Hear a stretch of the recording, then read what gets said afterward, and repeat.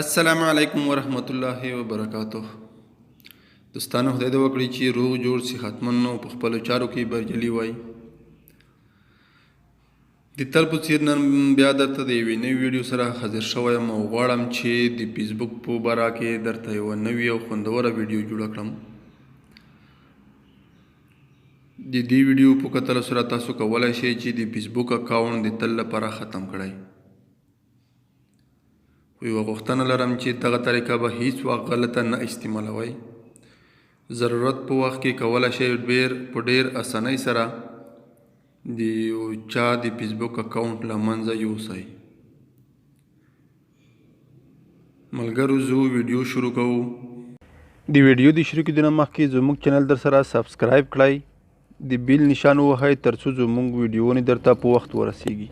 دوستانو کله مو چې غوښتل د فیسبوک اکاونټ له منځه یوسو نو لومړی به خپل فیسبوک را خلاص کړئ او د هغې نه وروسته کوم ایډي چې مو غوښتله چې د تل لپاره ختم کړو هغه ایډي به سرچ او یا راواخلئ.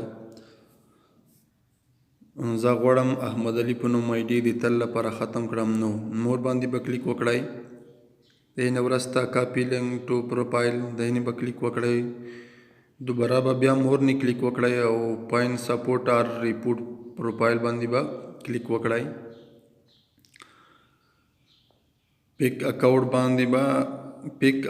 باندې به کلیک وکړئ. د هغې نه وروسته به نیکسټ ووایئ. کله چې مو نیکسټ ووالو نو ریپورټ پروفایل باندې به کلیک وکړئ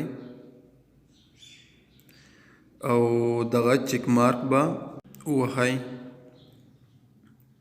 د هغې نه وروسته به ریپورټ باندې کلیک وکړئ. ښه دوستانو کله چې دغه پروسه تکمیل شوه د نه وروسته به د نه ووځئ او په درې لیکو وکړئ. د نه کله مو چې په د درې لیکو کلیک وکړو نو هیلپ ان سپورټ به کلیک کړئ. هیلپ ان سپورټ نه وروسته به ریپورټ ا پرابلم باندې کلیک وکړئ. کله چې په دې باندې کلیک وکړو نو ریپورټ ا پرابلم به کلیک کړئ. د نه وروسته به لاندې لوډ شوی پروفایل به پیدا کړئ. پروفایل باندې به کلیک وکړئ او دلته هغه لومړی کوم لینک چې موږ کپي کړی و هغه لینک به دلته پیسټ کړئ.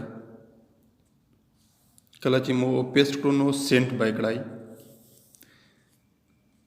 کله چې مو سینډ کړو نو د نه وروسته همدغه اکاونټ به د 24 ساعته بعد د تل لپاره ختم یعنی نشي هغه شخص بیا نشي کولی چې له دغې اکاونټ څخه کار واخلي.